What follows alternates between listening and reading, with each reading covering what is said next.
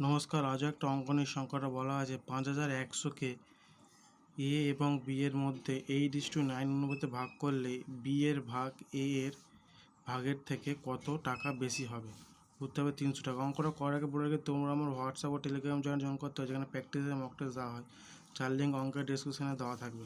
মানে কি, A B অনুপাত কী বলছে 8:9 এবং কত টাকা বলছে 510 টাকা। আমরা বলতে পারি যে এই 8:9 দুটো অনুপাত যোগ করলেই 8:9 সমান 5100 টাকা। তাহলে কী বলেছে, দুজনের পার্থক্য, তা 8 আর 9 পার্থক্য কত? 1। দুজনে 1 পার্থক্য, 8 আর 9 যোগ করলে 17। তাহলে এই 17, তাহলে কী করবো আমরা এখানে কিন্তু প্রথমে এ বি বের করছি না, ও বি বের করছি, আমরা ডাইরেক্ট বের করে নেবো। ডাইরেক্ট বের করতে হলে কী করতে হবে, প্রথমে বিয়োগ করে নেবো 1/17 ইন্টু 5100। 17 দেখালে 17 3 17 51, তাহলে কত? 300 টাকা। 1 সমস্যা 3, পার্থক্য 1, তাই উত্তর হবে 300 টাকা। আশা করি সব বুঝতে পেরেছো। তা না হলে প্রথমে 8 বের করতে হবে, এই 8 17 8 17 9 দিয়ে বের করতে, বি বের করতে হবে, অঙ্কটা বড় হবে। তাই জন্য তোমার ডাইরেক্ট দুটো 8 আর 9 বিয়োগ করবে 1, তাহলে 1/17 ইন্টু 5100। আশা করি সব বুঝতে পেরেছো।